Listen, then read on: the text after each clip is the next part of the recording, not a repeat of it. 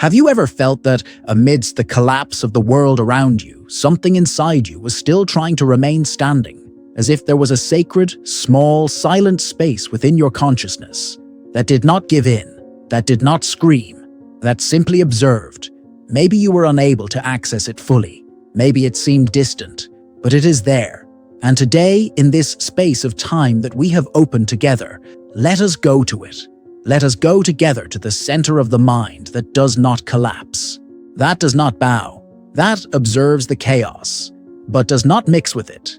Many seek formulas to overcome the world, but few seek the serenity of not collapsing with it. This video is not for those who want to control everything. It is for those who want to free themselves from the desperation of control. It is for those who are tired of running, of reacting, of pretending to be at peace while imploding inside.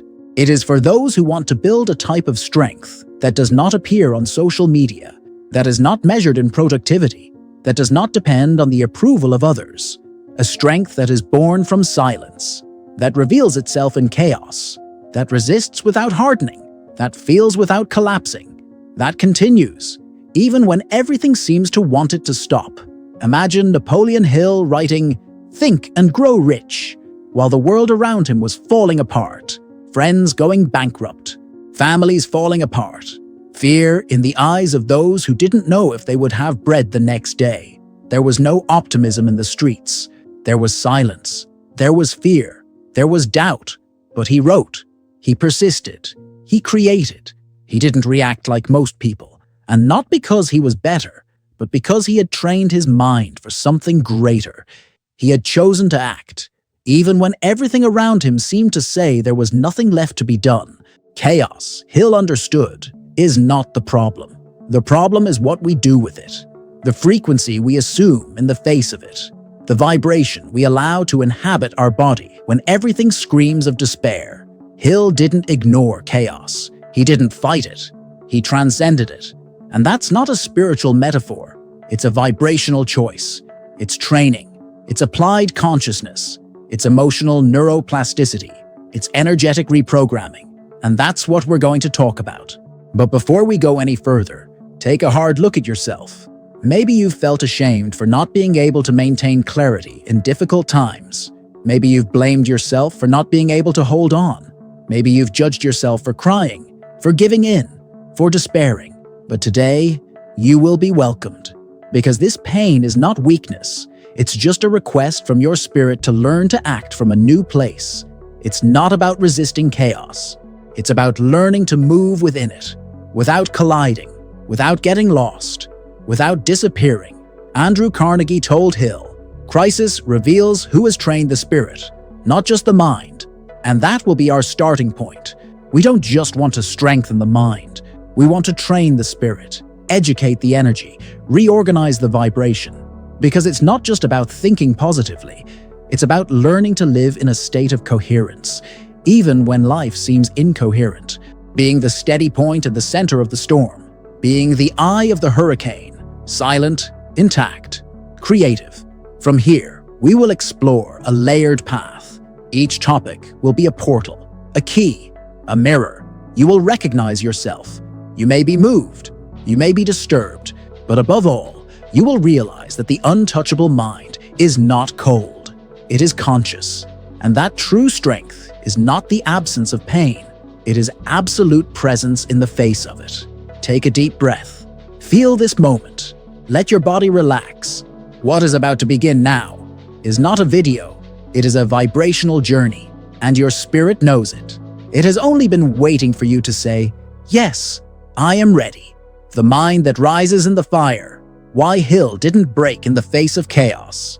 There's something few people realize about the moments when everything seems to fall apart. It's not the intensity of the collapse that defines our future reality.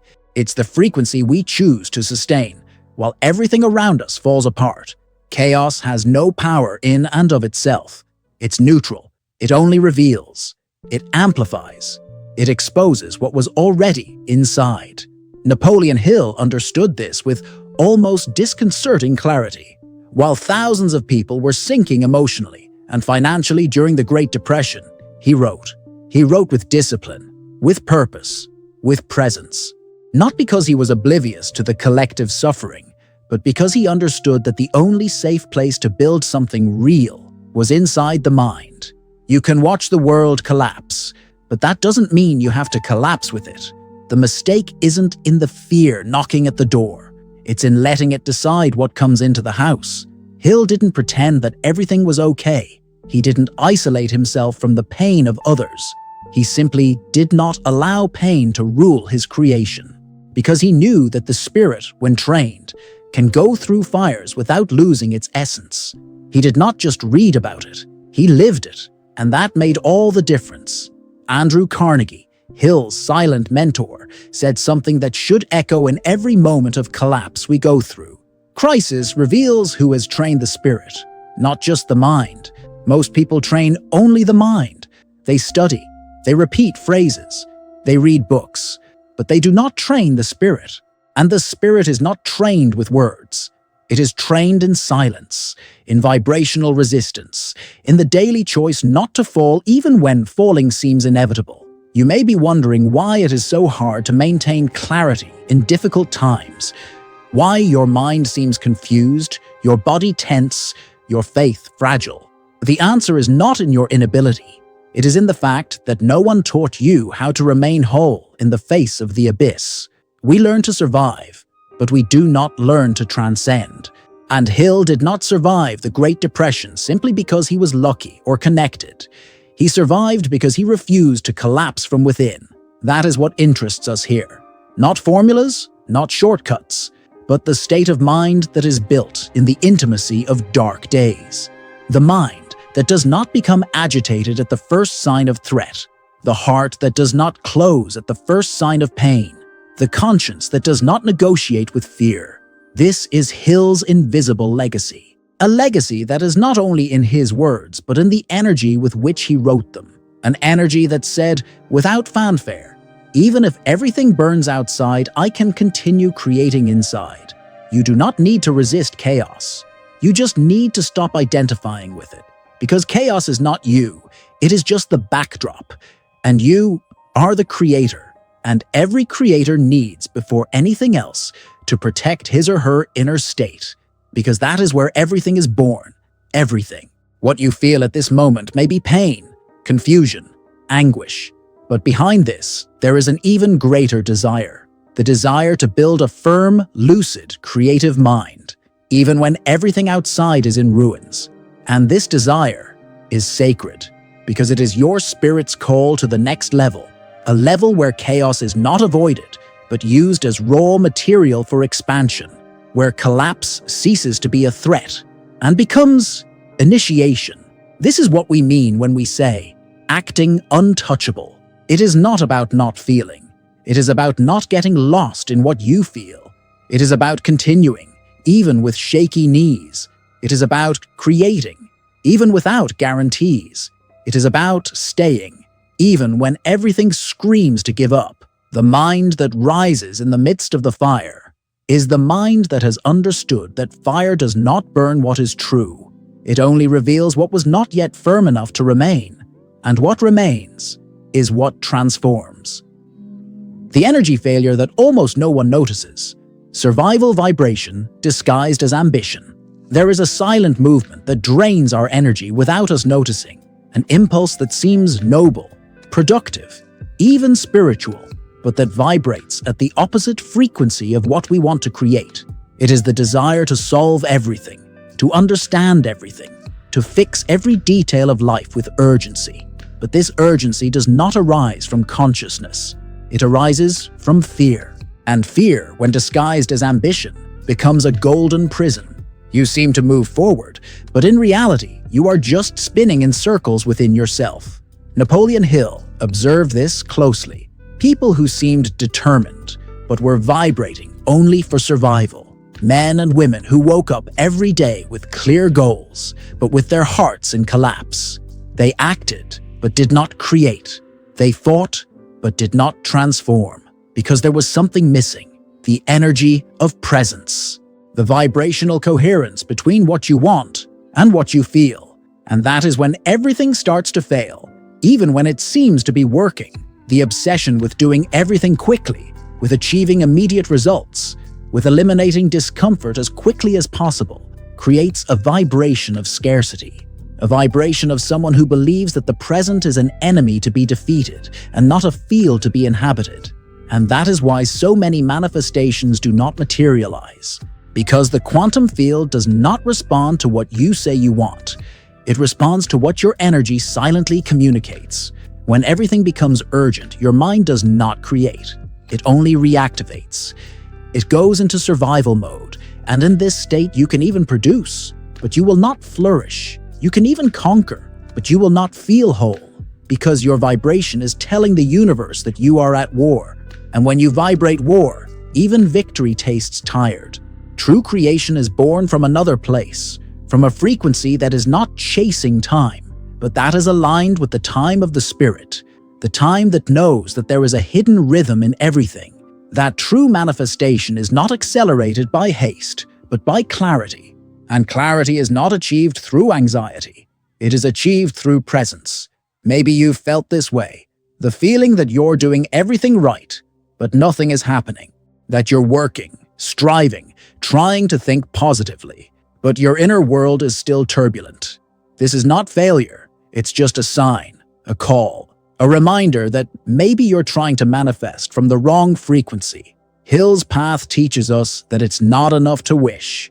You have to vibrate like someone who already is, like someone who already has, like someone who already trusts. And this is only possible when you abandon the addiction to urgency, when you stop trying to solve everything now and start creating from now on, without despair, without excess, without running away.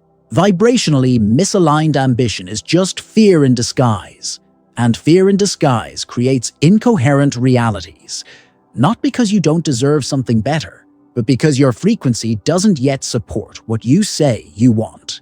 That's why real transformation starts from within, not in what you want to achieve, but in what you're willing to let go of. You don't need to run. You need to wake up, because it's in waking up that urgency loses its power, and that's when the inner creator begins to move. Not like someone running away from fire, but like someone who knows they can walk through it in peace. Invisible error, confusing silence with passivity. Silence is not absence. It is a presence too profound to be expressed in noise. It is a connection with something so intimate, so essential, that words are no longer necessary. But many confuse this. Many think that if they are silent, they are standing still, that if they are not reacting, they are giving up, that if they are not speaking, they are losing. And this reveals a subtle but powerful flaw in the way we learn to interpret the world. Napoleon Hill understood the power of silence. He said, "A well-directed silence is more powerful than an uncontrolled shout, because silence is not inertia. It is invisible action. It is a conscious choice. It is a focus that does not disperse. It is like that warrior who does not raise his sword, because he has already won inside. There is no need to prove it when there is vibrational certainty. In today's world, where everything needs to be displayed, commented on, defended, silence is almost an act of rebellion. But it is a serene rebellion, a refusal to participate in the collective noise, a gesture of respect for one's own energy field. Because every time you consciously become silent, you say to the universe, "I trust the invisible." And trusting the invisible is the most advanced step in the journey of creation. Being silent is not stopping. It is sharpening the axe while the world cuts down trees with a dull blade. It is preparing yourself internally. It is reorganizing frequencies. It is listening to what the noise will never allow you to hear, because there is a wisdom that only reveals itself in the space between sounds. And it is in this space that true transformation happens. The agitated mind wants to speak. It wants to prove. It wants to convince, but the trained mind knows how to wait. It knows how to observe.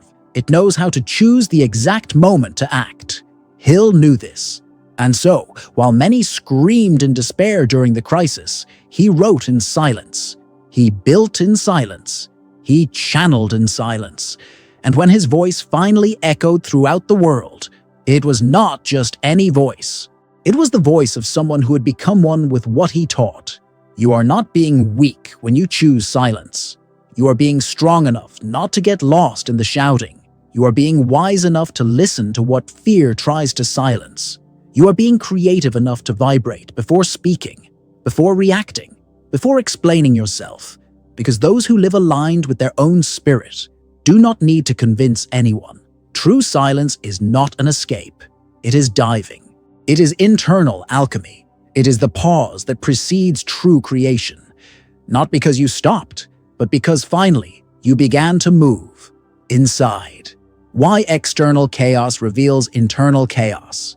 There are times when reality seems to be completely out of our control. Things fall apart, plans fail, relationships fall apart, health falters, and everything around us seems to echo with confusion. But what few realize is that this external chaos is not just a random scenario. It is often a reflection, a mirror of the vibrational disorder that has silently settled within us. Carl Jung said, "What you resist persists." And this is one of the keys to understanding why, at certain times in life, everything seems to go wrong at the same time. Because the chaos you see outside is trying to show you something that you refuse to see inside. Not as punishment, but as a call to reintegration, a call to a profound reorganization of the being. Napoleon Hill understood this dynamic. He understood that if the mind were at peace, it would see a path even in storms. That if the spirit were aligned, it would find direction, even in the unknown. Chaos, then, was not an enemy. It was an instrument, a scenario where true, vibrational alchemy could occur. But to do so, it was necessary to disidentify from the tumult. Ignoring chaos is not running away from it. It is not confusing yourself with it. It is understanding that external reality will always be a combined frequency of collective consciousness and personal vibration. And if your vibration is misaligned, it begins to attract, amplify, and react with greater intensity to the noises of the world, like a poorly tuned radio that distorts every station it tries to reach. This is why soldiers trained in meditation can reduce cortisol even in war zones, because they have learned not to surrender their frequency to the scenario. They have learned that even if the body is surrounded by noise, the mind can be rooted in silence. That even if reality seems aggressive, the soul can respond gently. This is not passivity. This is vibrational mastery. You can see this in yourself. The times when you reacted disproportionately to small situations. The days when any setback seemed like an abyss. This is not weakness. It is just internal accumulation, unorganized mess, undigested feelings, unresigned ideas. And when all this accumulates, the outside world begins to mirror the inner disorder. But there is a way back, a path where you no longer need to fight against the chaos, nor pretend it doesn't exist, a path where you simply recognize, there is something inside me that calls for organization. And by recognizing this, you begin to move away from identifying with the tumult. You begin to remember that it is not chaos. It is consciousness that observes you. And this consciousness can choose a new state. Chaos is not a sentence. It is an invitation, a mirror that shows, without filters, where you are still out of alignment. And if you have the courage to look with love, without guilt, without judgment, you will realize that everything that seems like confusion is just energy wanting to reorganize itself, starting from within. The vibrational dissonance between desire and frequency. Desiring something is not the same as being ready to receive it. This is one of the biggest mistakes of the human mind, because at the level of reason, everything seems clear. You want peace, you want stability, you want a lighter, more abundant, more aligned life. But what you vibrate, deep down, is still fear, anxiety, resistance. And the universe, unlike what many people think, does not respond to your requests. It responds to your frequency. This means that it is not enough to state what you want. You need to vibrate as someone who already is, as someone who already exists, as someone who already lives what they say they seek. And this is the part that hurts, because it requires a profound realignment. It requires leaving aside the rush for quick answers and immersing yourself in the serenity of someone who knows that the quantum field responds not to despair, but to coherence. Napoleon Hill wrote about this in an indirect but powerful way. When he spoke about faith, persistence, and focus, he was pointing to a vibrational state. A state where the mind and heart are in harmony, where what one thinks is aligned with what one feels. And this alignment creates a real, perceptible, living magnetic field. A field that attracts not through desire, but through vibrational compatibility. When you desire stability, but vibrate fear, the universe does not see your intention. It feels your field. It reads the silent language of your energy. And if your energy says, "I am in a panic," then that is what will be amplified. Not through punishment, but through resonance. Because everything in the universe obeys the law of correspondence. You do not attract what you want.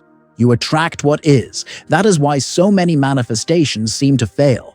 Because the person desires with words, but contradicts them with vibration. Says they trust, but lives on alert. Says they believe, but acts out of desperation. Says they are ready, but still carries fear of the new. And this internal dissonance creates external blockages, not because the universe has closed itself off, but because the vibrational bridge has not yet been built.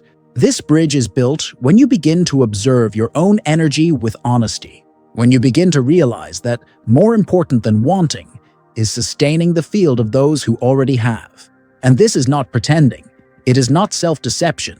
It is practice. It is presence. It is training. It is choosing in each moment a new internal state, even when everything out there seems to challenge it. The creative mind is not based on desires.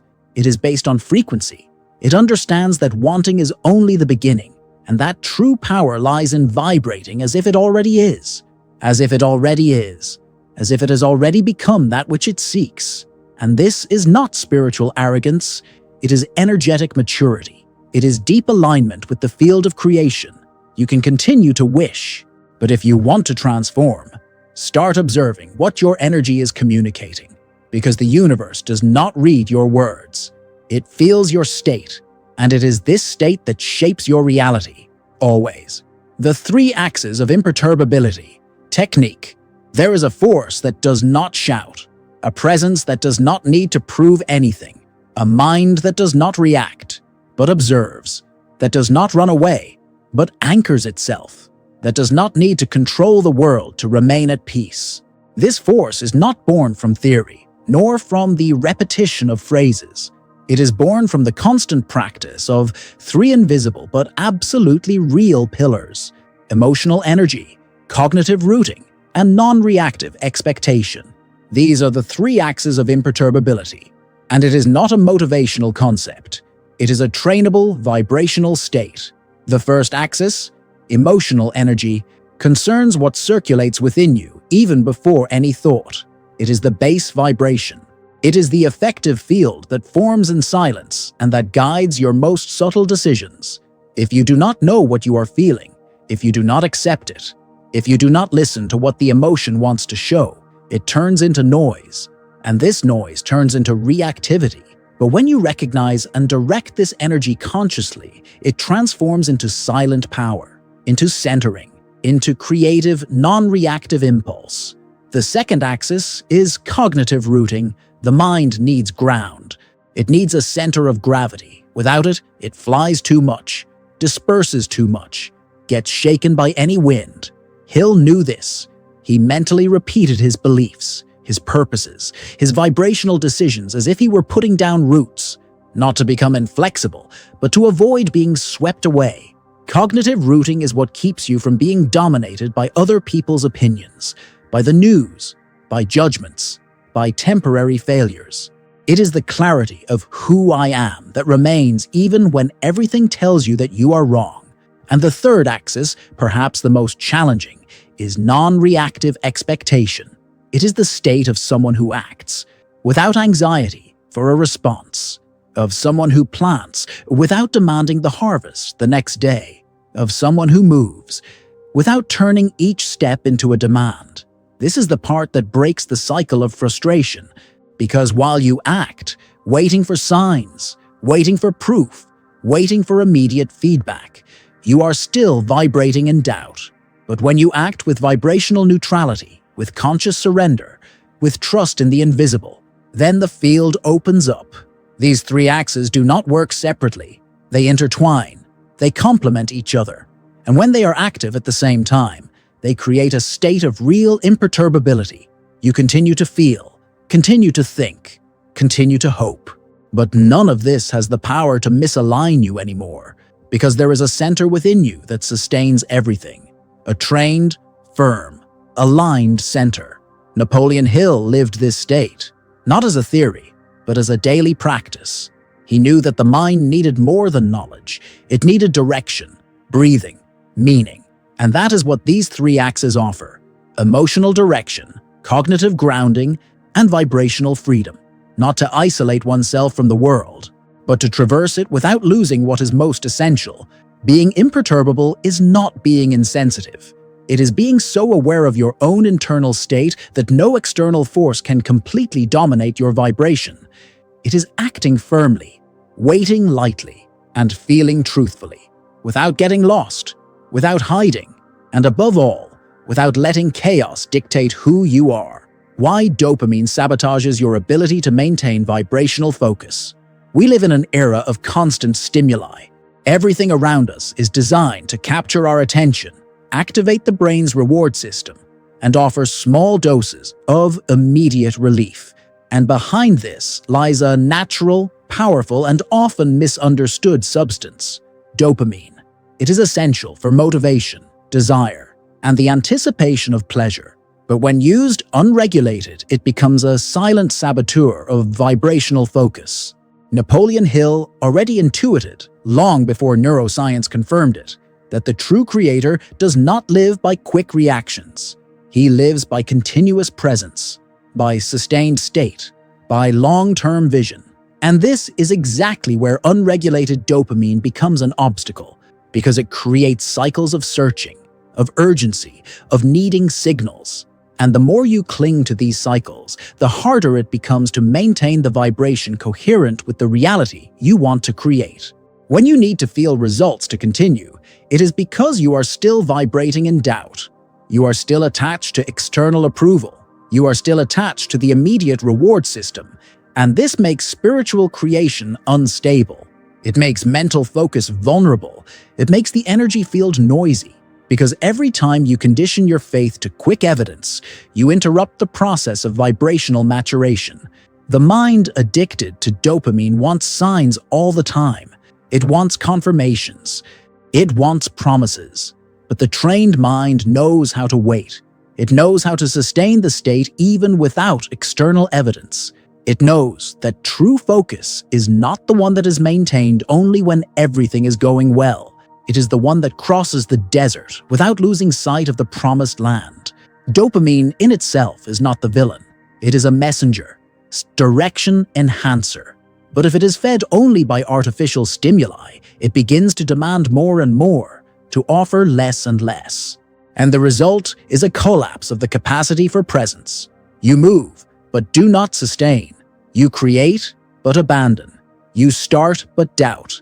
Because your frequency has been trained for short-term rewards, not for deep achievements.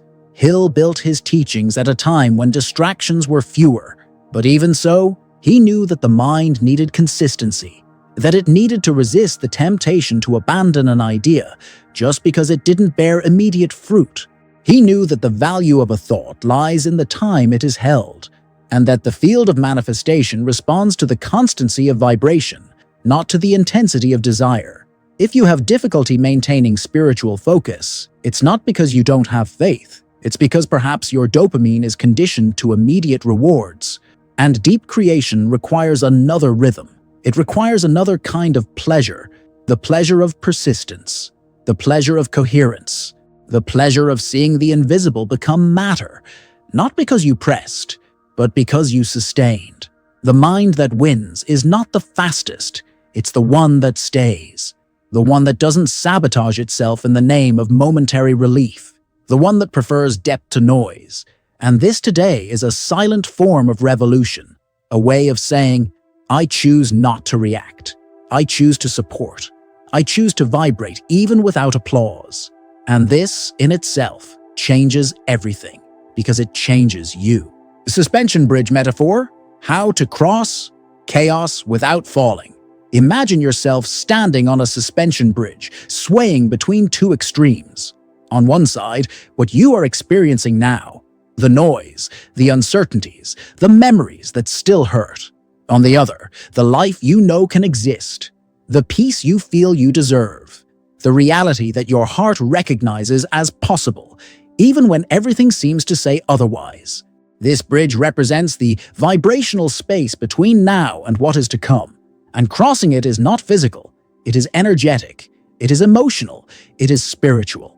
Napoleon Hill crossed this bridge many times, and he did not do it in a hurry, nor with guarantees. What kept him standing, even when the wind of failure seemed to want to knock him down, was his gaze.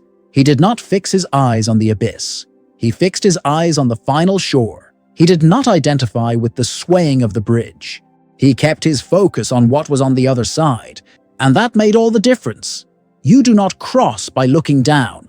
You don't cross by looking at everything that could go wrong.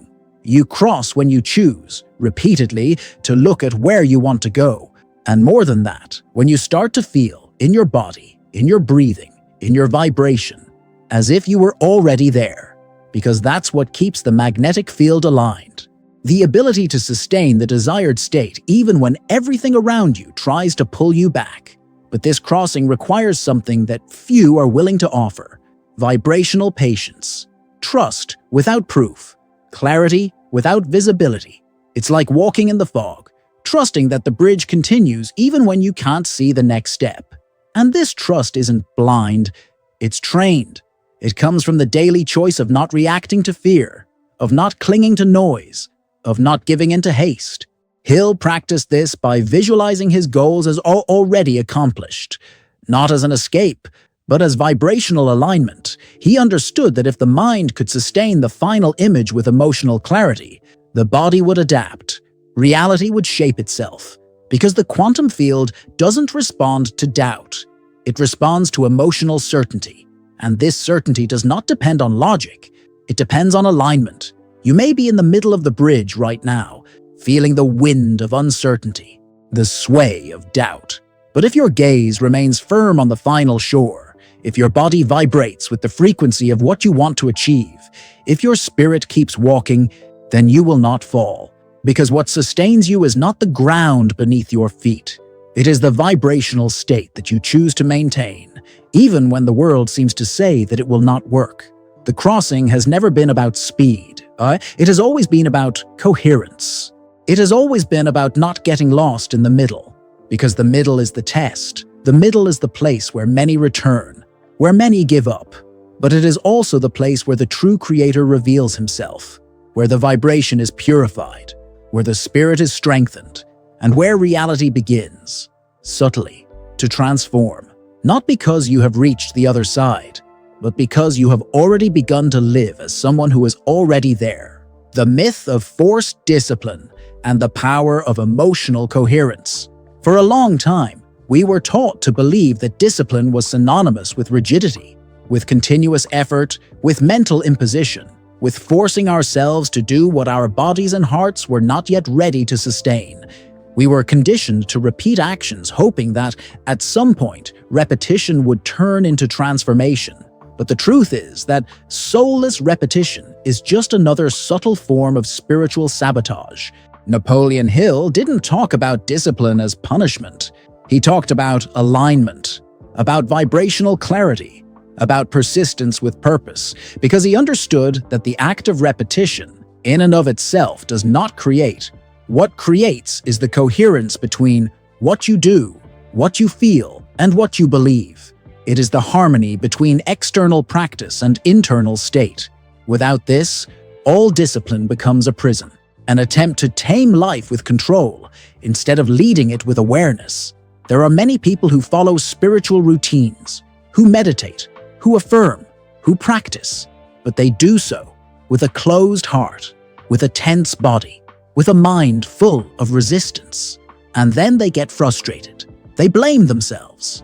They believe they have no strength, that they have no faith, that they are wrong. But what is wrong is not the practice. It is the vibrational state in which it is conducted.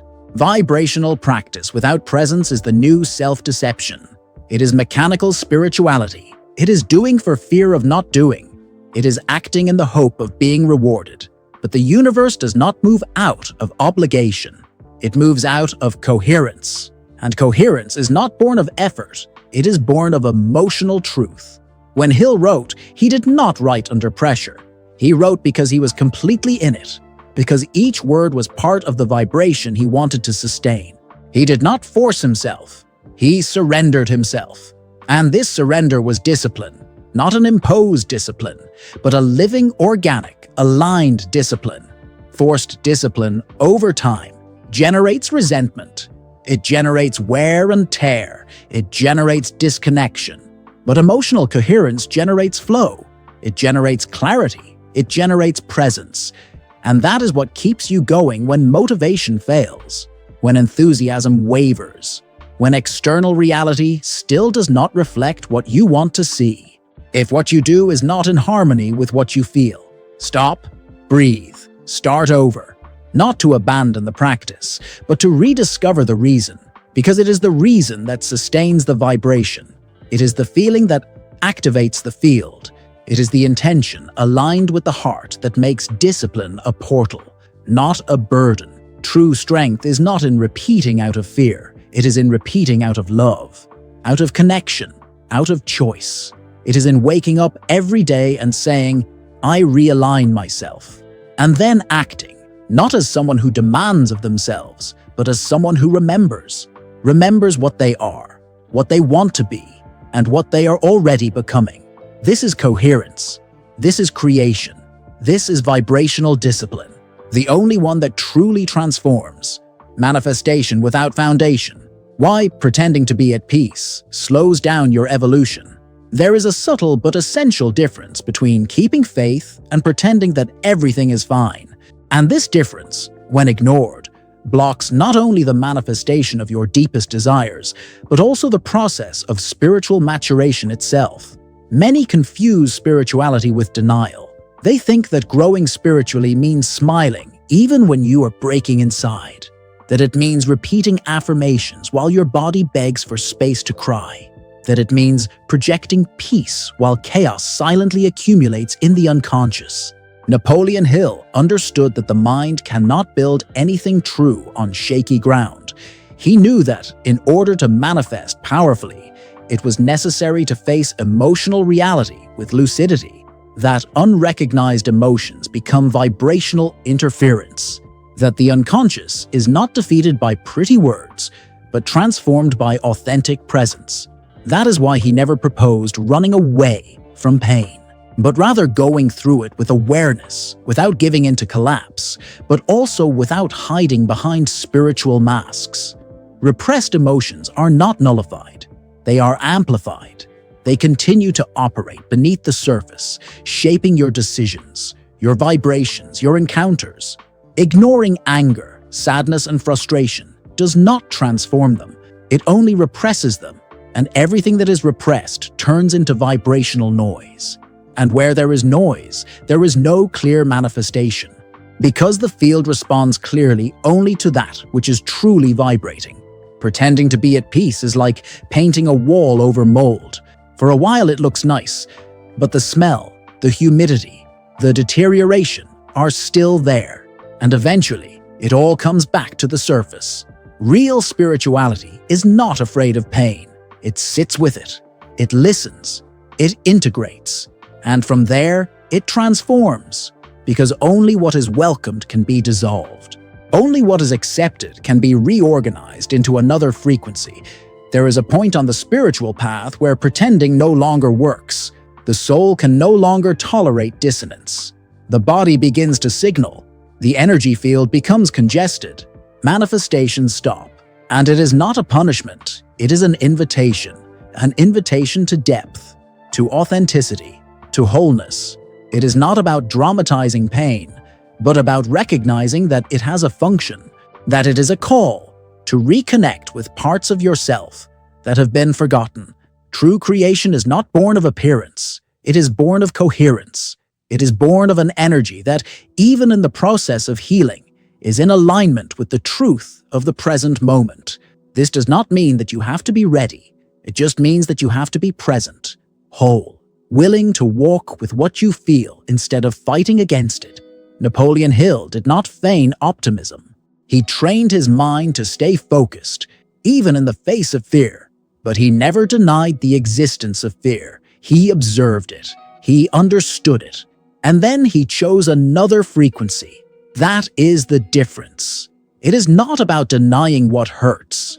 It is about transforming what hurts into part of the path, part of the fire that purifies, part of the chaos that reveals, part of the pain that finally becomes light, not because it was ignored, but because it was seen and welcomed and then transmuted. How the brain filters chaos when trained for creative focus. The human mind is not just a repository of thoughts. It is a filter, a refined mechanism that interprets, organizes, and translates reality according to the internal patterns that you hold. Chaos, therefore, does not reach you in its raw state. It first passes through this filter. And what you see of the world is not the world itself, but what your mind is prepared to perceive. This changes everything, because it shows that even when faced with the same scenario, two people can have completely different experiences. And this depends on each person's vibrational and mental configuration. Napoleon Hill understood that creative focus is a skill, not something you are born with, but something that is developed. He knew that the mind could be trained to interpret the same facts in a constructive way, that it was possible to reprogram perception so that pain was no longer a sentence, but a sign, that a crisis was no longer an end, but a beginning. This is not just optimism. It is neuroplasticity. It is the brain being sculpted by the conscious choices of what to focus on, what to think, what to believe. When you train your mind to focus on creation, something subtle and powerful begins to happen. Reality begins to be read with a different code. Situations that used to arouse fear now arouse conscious attention. Problems that used to paralyze now become stimuli for creation. This happens because the limbic system, responsible for emotional reactivity, stops being the pilot, and the prefrontal cortex, associated with long-term vision, reflection, and conscious decision-making, begins to take over. But this process requires consistency. It requires vibrational discipline. It requires vigilance over one's own thoughts, not as a neurotic control, but as a sacred care for what one allows to remain within. Because the mind not only creates what it thinks, it also strengthens what it repeats. And everything that is repeated, even unconsciously, becomes a neural pattern, a vibrational habit, a lens of perception. Hill applied this to his life by writing, repeating affirmations, and visualizing. But more than techniques, he cultivated a mental state, a state in which chaos ceased to be an enemy to be defeated and became a testing ground for consciousness. He did not deny the challenges. He simply chose to interpret them in a way that strengthened him. And this choice changed everything, because external reality responds to the internal state, always. You may be in the midst of the same chaos that once paralyzed you, but if your mind is trained to focus on creation, you will no longer be a hostage to reality. You will be its author, not by denying what exists, but by redefining it, by reorganizing the meanings, by choosing to see not only what scares, but what teaches, not only what is missing, but what is silently being born behind the confusion. The brain is plastic. It molds itself. It adapts. It transforms itself according to the stimuli it receives. And the greatest stimulus it can receive is your choice of focus, a choice that is renewed every day. In every thought, in every interpretation, in every reaction you decide not to feed. This is not theory. It is spiritual practice applied to neuroscience. It is the spirit re-educating the brain. It is consciousness creating new filters. It is the mind finally learning to see beyond the chaos. and in doing so, creating a new order, a new reality, a new vibration that begins within and sooner or later is reflected outside. Neville Goddard and the concept of immediate acceptance of desired reality. Imagine living as if what you desire were already real, not as a fantasy, not as a mental theater, but as an authentic, complete, rooted state of being. This is the essence of what Neville Goddard called immediate acceptance of desired reality, a powerful spiritual principle that transforms the way you relate to time, to desire, to the now. For Neville, the point of creation is not in the future, it is in the vibration that you hold now. If you want peace, you need to become peace. If you want prosperity, you need to inhabit the internal state of someone who's already prosperous. It is not about convincing the universe. It is about tuning into what already exists on a more subtle vibrational plane, because everything you seek is already created. Manifestation is just the collapse of this possibility within your field, and this collapse only happens when there is resonance. Napoleon Hill, in his own way, applied the same principle. By refusing to think from fear, by sustaining his vision even in the worst moments, he was assuming a state. He did not negotiate with collapse. He acted as if he knew that sooner or later, the invisible would become visible. This is the power of the state of assumed being, a frequency where desire ceases to be a search and becomes a dwelling. This concept is not easy to apply because it challenges everything we have been taught about deservingness, effort, and linearity. We have been taught to think that we need to achieve something, that only after much effort, perhaps, will we be worthy. But Neville shows us another direction, that everything begins with vibrational acceptance, with inner certainty, with the acceptance of the desired reality as already existing in the field of creation. This is not illusion, it is alignment.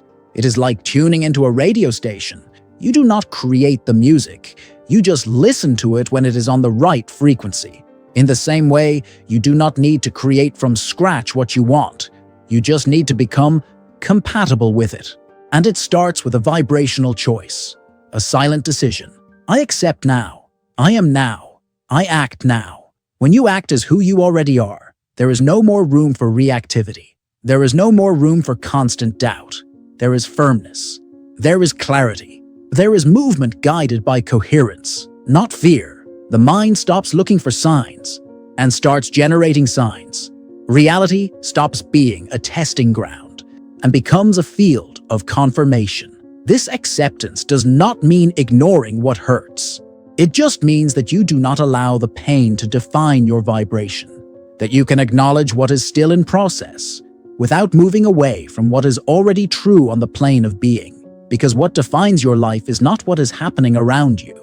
It is what you accept as real within you. Neville Goddard reminds us, assume the feeling of the wish fulfilled. Hill lived this premise with unshakable faith, and you now are faced with the same choice, to continue searching outside, or to finally dwell within, because it is there, in that intimate and silent space, that the new reality begins. And if you know how to stay there, the rest inevitably manifests itself at the right time, at the right frequency, in the right field, because you already are, and that is enough. Beware of performative spirituality. On the path to awakening, there is a subtle trap that imprisons even the most well-intentioned. It is the risk of turning spirituality into a stage, of turning the inner search into an external performance, of living more concerned with what others perceive of your light than with the vibrational integrity that you sustain in the silence of the soul. This is the point at which the ego disguises itself as consciousness, and where true transformation begins to be lost. Performative spirituality is not about connection, it is about appearance. It is when you publish words of peace, but implode inside without having space to acknowledge this pain. It is when you share rituals, phrases, symbols, but do not allow yourself to truly feel. It is when the focus stops being internal alignment and becomes external recognition. And in this process, the energy fractures. The field becomes dissonant. The being disconnects from itself. Napoleon Hill understood the importance of coherence. He knew that if his mind said one thing and his emotion screamed another, the universe would respond to the emotion, because the universe reads vibrations, not speeches. It does not respond to what you show, it responds to what you silently sustain. And that is why every attempt to appear well, without being well, does not generate transformation. It only generates spiritual frustration. The creative mind needs coherence, not appearance. It needs vibrational truth, not public validation, because it is in the intimate space, without witnesses, that the real field of manifestation is activated. When you are alone, without needing to prove anything, without anyone to impress, that is when you discover your true frequency. And it is this frequency that attracts, that shapes, that creates. Spirituality is not an image, it is a state. It is a vibration that pulsates even when no one is looking. It is self-love that sustains itself even without applause. It is faith that remains even without guarantees. And above all, it is the courage to be whole, even on days when the light seems distant. It is okay to share your journey. The problem is when you live more for what you show than for what you feel. When you edit your emotions to fit a spiritual narrative. When you turn your search for connection into a spectacle. Because at that moment, the energy fragments, the soul gets tired, and the manifestation stagnates. Not because of punishment, but because the essence has been lost behind the staged role. Healing happens when you give up on appearing evolved and start allowing yourself to be true. When you sit with your pain without filters. When you choose to feel instead of prove. When your spiritual practice stops being a showcase and becomes a refuge. That's when everything changes, because the frequency changes, and with it, reality begins to reflect not what you show, but what you really vibrate. Deep down, in the innermost, in the silence, where true creation always begins. Mental model of undisturbed inner focus. There is a point within you that does not move, a silent center that remains stable, even when external reality fragments. This point does not shout, does not rush, does not shake. It observes, it feels, it anchors itself. And it is from this that the mental model of undisturbed inner focus is built. A focus that does not adapt to chaos, that does not dissolve in doubt, that does not negotiate with fear. Napoleon Hill lived this focus.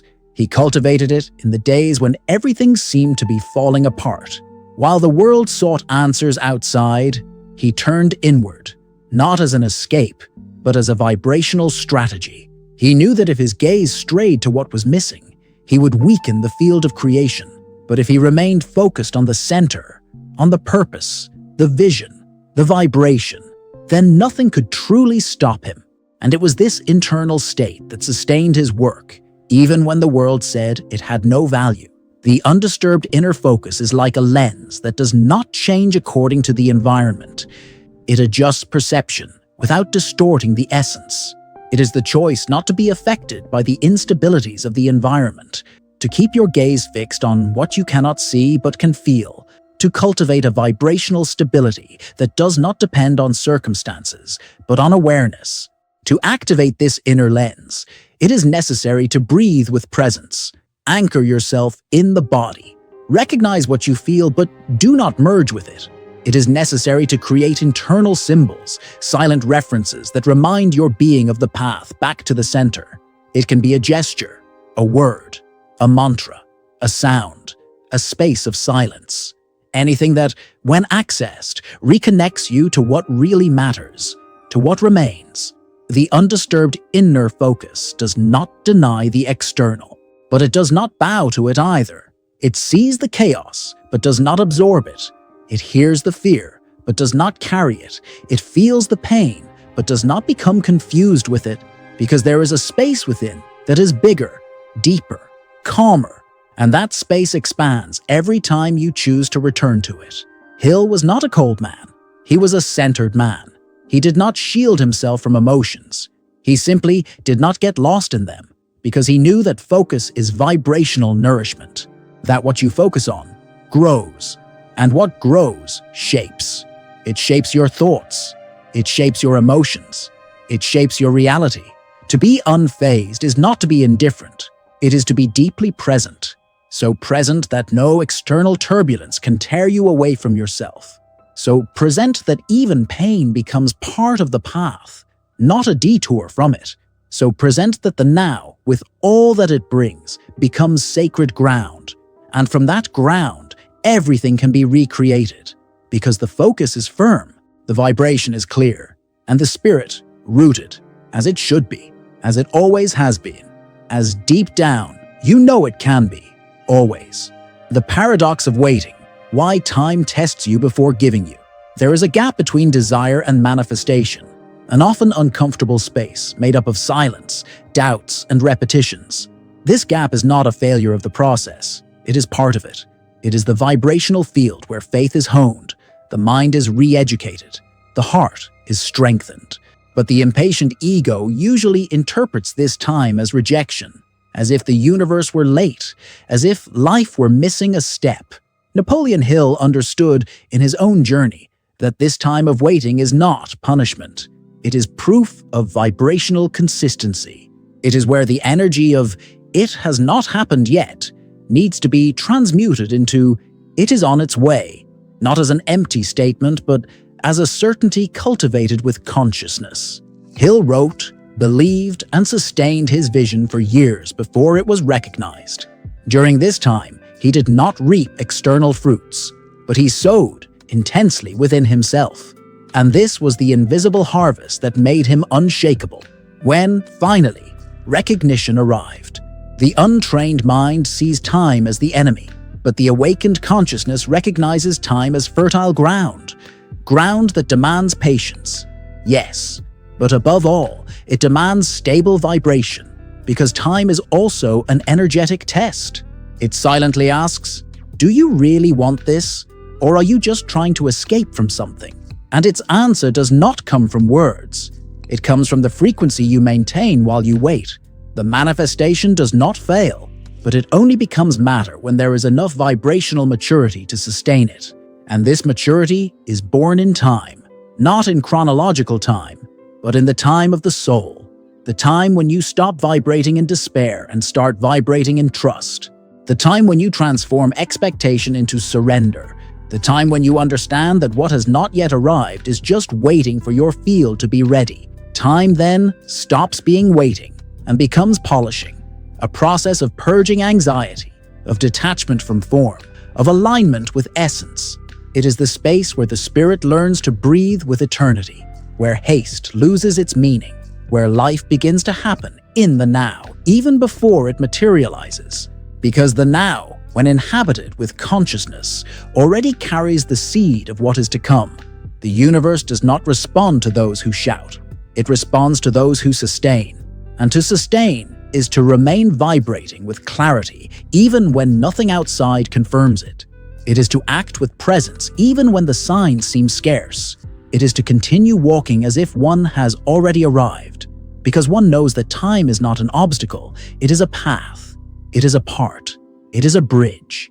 And when this bridge is crossed with serenity, what before seemed distant simply comes closer, because the frequency finally becomes compatible, because the field finally is ready, because you finally have stopped waiting to start being.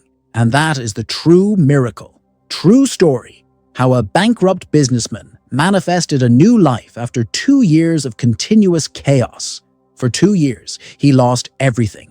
The company that had taken him more than a decade to build was falling apart before his eyes.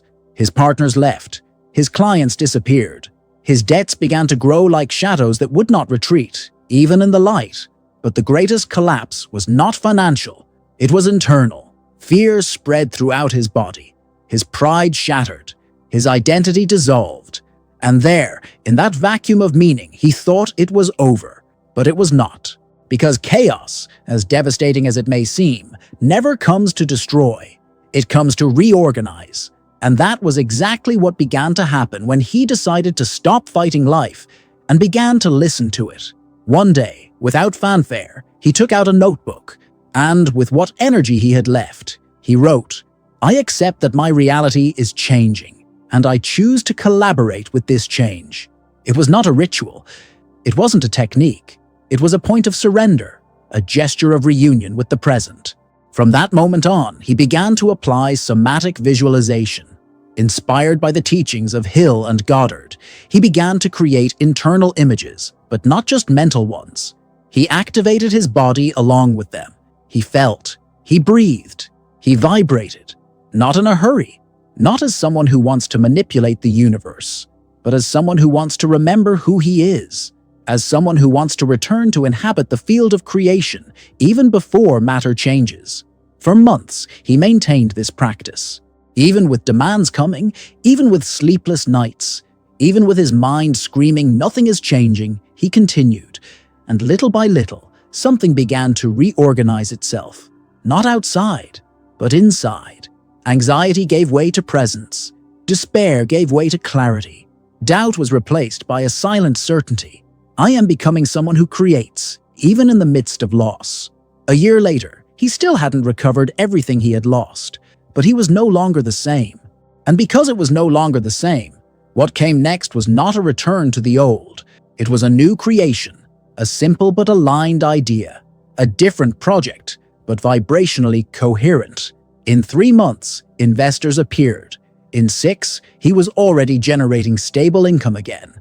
In 12, he was already impacting people with a new vision of business, more human, more spiritual, more real. He did not overcome the chaos. He went through the chaos without losing his soul. And that is why he won. Because he understood the secret. Pain only becomes a bridge when you stop resisting and start embracing. When you accept that reality is a field, not a sentence. That everything that collapses is preparing space for what will emerge. And that if you learn to vibrate with truth in the midst of collapse, then the new will have to arrive.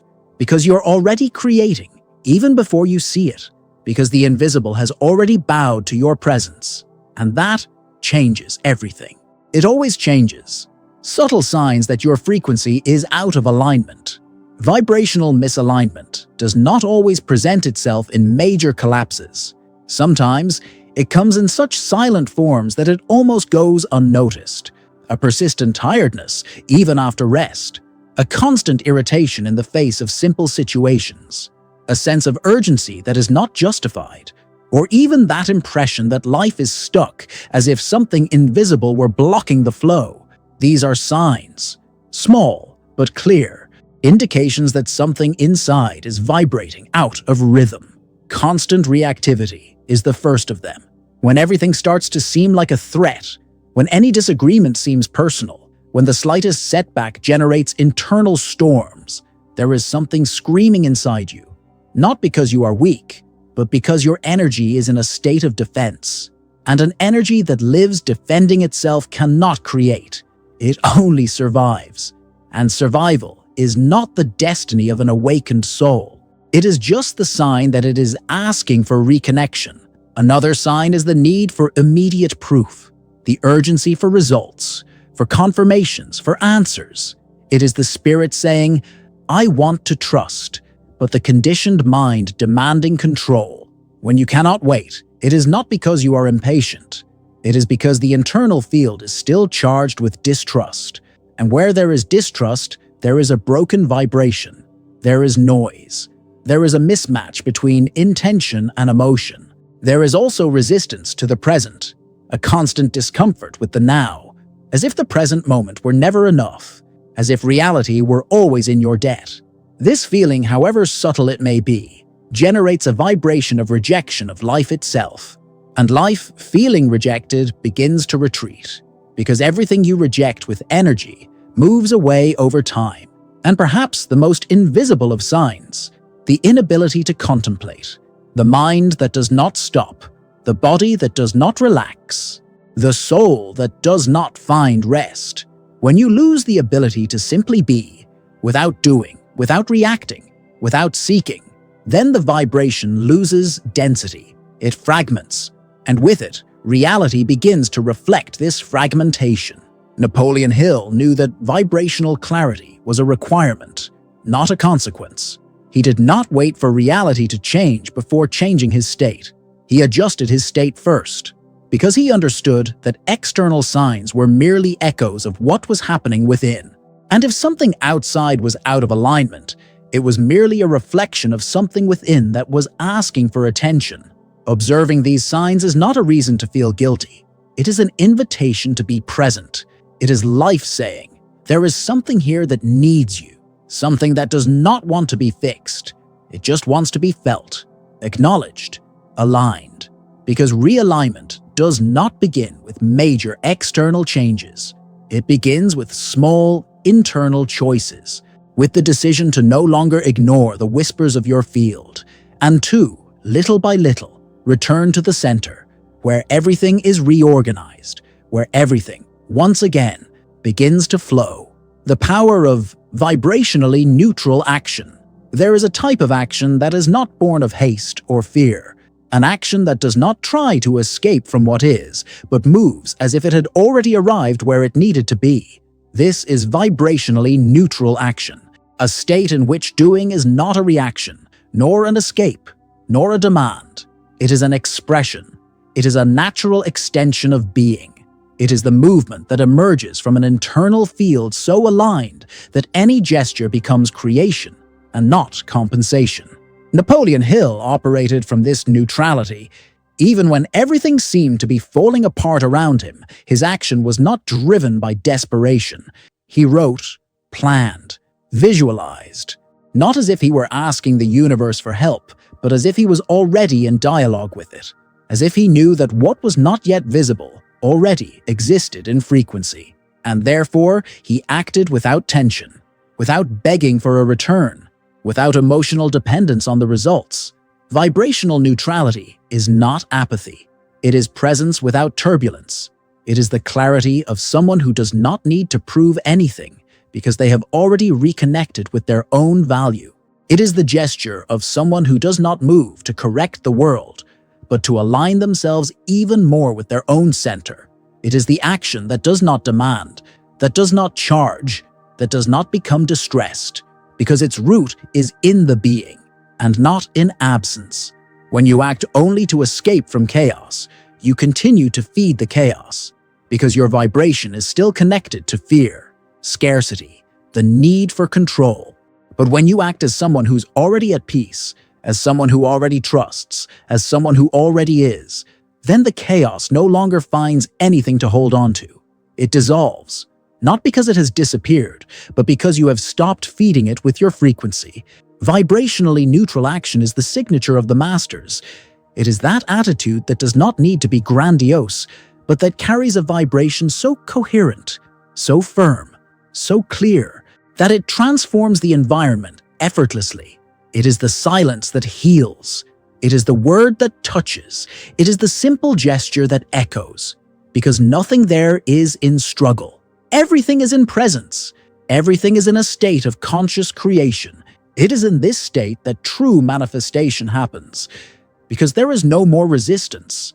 There is no more urgency. There is no more noise. There is only alignment. And where there is alignment, there is flow. And where there is flow, there is response. And the response does not come to complete. It comes to mirror what already is, what already vibrates, what already exists in the field before it even becomes matter. Being vibrationally neutral does not mean withdrawing from life. It means positioning yourself so fully, so integrally, so connected, that no external force has the power to unbalance your action. And from this place, anything you do becomes a bridge. Any word becomes a channel. Any choice becomes a seed, not because you want to control the world, but because you have finally stopped depending on it to be. And that is freedom. That is silent power. That is acting untouchably. The 4 levels of chaos response technique. Every time chaos arises, it summons you. It asks without words, where are you going to respond to me from? And although this choice often seems automatic, it is actually a vibrational ladder. Each rung represents a level of consciousness, a field of response, a mirror of what is active within you. And it is this ladder that determines whether you will be swept away by the collapse or whether you will go through it with lucidity. The first level is reaction. It is the most instinctive, the most primitive, the most automatic. Here, chaos is seen as an immediate threat. The body goes into a state of alert. The mind becomes agitated. Emotions take over. There is no room for conscious choice. There is only repetition of old patterns. It is the territory of fear, escape, defense, and everything that arises from here carries the frequency of survival. The second level is resistance. At this point, you no longer react on impulse, but still fight against what is. Chaos is faced with rigidity. There is effort. There is tension. There is judgment. You try to maintain control. You try to push reality back to the way it was.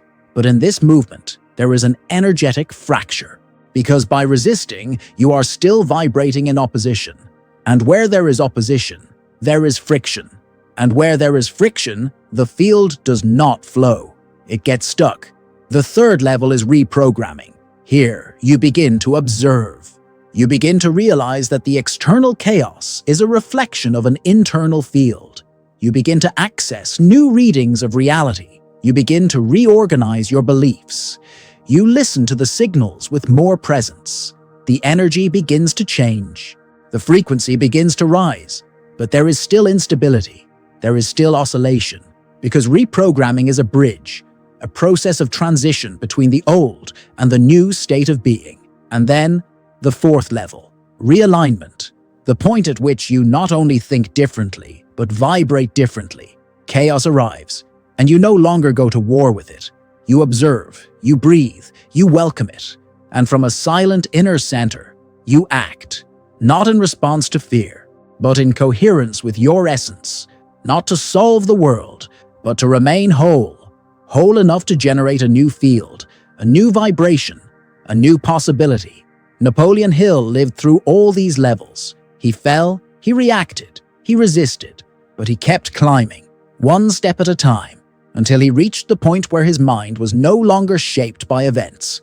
It was his mind that shaped the way events would be recorded, felt, transformed. And that is the point where the spirit stops surviving and starts creating. Only those who climb to the fourth level can act untouched, because there is no more negotiation with fear. There is no more attachment to what was. There is no more dependence on form. There is only presence, clarity, vibration coherent with the soul. And when this happens, chaos does not disappear, but it loses its power, because you have finally remembered who you are. And those who remember who they are do not fall. They transform. They do not retreat. They realign. It does not collapse. It creates, with lightness, with firmness, with truth. The role of failure in the formation of the invincible mind. Failure, a word feared, avoided, disguised with softer, more acceptable synonyms. But it is in failure, not in success, that the true mind is forged. Not the failure that paralyzes, that transforms into identity, but the one that reveals, that scrapes away illusions, that unmasks the ego, that pushes the soul inward, closer to itself, closer to what really matters. Napoleon Hill was discredited for 25 years before being read by millions. During that time, he was not the consecrated author of Think and Grow Rich. He was the man who believed in something that almost no one saw. He was the spirit that continued even without guarantees, the mind that persisted even without recognition, the soul that walked even without applause. And this is not just an inspirational story. It is a vibrational key, a hidden teaching within unrecognized time. Apparent failure is the most fertile ground for the birth of the invincible mind, because it dismantles external supports. It silences praise, feedback, confirmations. And in that silence, you begin to hear the only voice that really matters, yours. The voice of the spirit, the voice that does not negotiate with the world, the voice that does not need an audience to affirm its own value. Many collapse when they fail, because they believe that value lies in the result, that validation lies in visible success, that peace will only come with achievement. But the invincible mind is not born from victory. It is born from the choice to continue, even when victory seems absent. It is born when you decide to remain vibrating truth, even without return, even in the void, even in the dark. Hill experienced failure as an initiation, as a vibrational training ground. Every no he received, every rejection, every closed door did not break him. It molded him, because he understood that chaos is not the end. It is the furnace that molds the creative spirit. It is where faith ceases to be an idea and becomes a state. It is where focus ceases to be desire and becomes presence. It is where the being ceases to seek and finally dwells. Failure does not mean that you are off the path. It only means that the path is clearing away what cannot go with you, that the old vibration is being purified, that the reactive mind is being dissolved so that the creative mind can emerge. And this hurts, but it heals. It is tiring, but it transforms. And in the end, it reveals. It reveals the strength that only appears when everything seems to be falling apart. It reveals the clarity that only shows itself when everything goes dark. It reveals the spirit that does not give up, that does not negotiate, that does not collapse. Because you have already understood, failure is just a mirror, and whoever looks into it with courage finds not the end, but rebirth. What nature teaches about vibrational coherence. Nature is in no hurry, and yet everything in it is fulfilled. Each season arrives at the right time. Each fruit ripens in silence. Each cycle occurs with a wisdom that does not depend on effort, but on coherence. It is this same wisdom that the human spirit forgets when trying to control its own journey, when trying to hasten the harvest, when confusing movement with purpose. Bamboo, for example, spends years growing downwards. Its roots expand, silently, underground. During this time, there is nothing visible, no external evidence, no sign that something is happening. But it is. The invisible structure is being formed, because without this underground base, it could not sustain its height. Only after it is ready inside does it break through the earth. And it grows, fast, strong, unshakable. Napoleon Hill was inspired by this natural principle. He knew that the years of silence, of non-recognition, of internal work were part of the formation of a solid vibrational base. He did not rush the process. He trusted, because he understood that the visible is always a consequence of the invisible, and that every true manifestation is preceded by a time of inner gestation. This is what being untouchable is all about. It is acting in the invisible while the world only believes in the visible. It is keeping faith when there is no sign. It is sustaining the vibration even when the eyes still see nothing. It is being like the tree that continues to grow inside, even in the cold of winter, because it knows that the heat will come, because it feels the right time, not on the clock, but in the soul. Nature teaches that everything has a rhythm, a cycle, a cadence, that nothing blooms out of season without losing vitality, that nothing matures by force without losing essence, and this lesson, when taken within, completely transforms the way you walk, because haste gives way to presence, comparison dissolves in trust, anxiety surrenders to surrender. Vibrational coherence is not about perfection. It is about fidelity to that which is true. It is about not betraying one's own rhythm in the name of acceptance. It's about staying whole, even when everything around you is fragmented. Nature doesn't force you. It offers itself. And that's why everything in it aligns. When you learn from it, you stop running and start growing, inward, downward, toward the deepest layers of your being. And when this foundation is firm, outward expansion will be inevitable, natural, full, like the bamboo that suddenly breaks through the ground. But it can only do this because it was already gigantic, even before it was seen. Becoming a creator in the midst of collapse. Hill's true legacy. It's not hard to be a creator when everything is in order, when life flows smoothly, when there is stability, when results come. But true awakening happens when you learn to create even in the midst of ruin, when the world falls apart, and yet you remain, when external structures fall, and yet something inside remains standing. That's what Napoleon Hill taught us.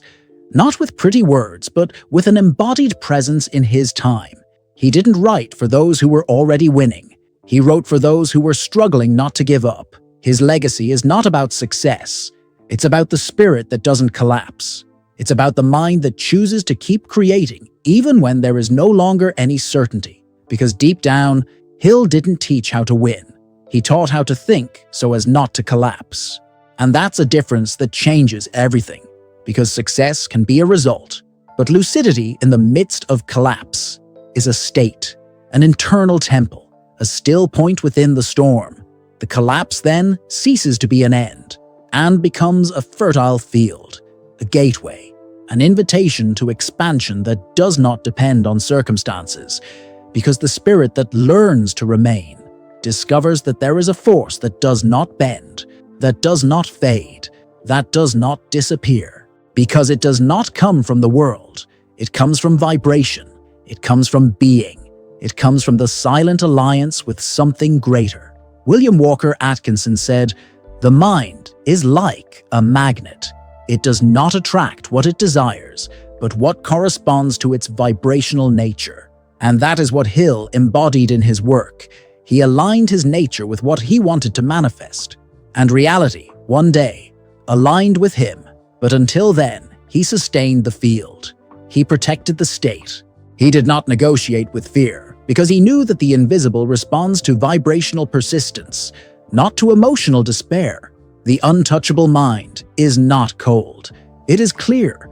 It is not indifferent. It is conscious. It is not distant.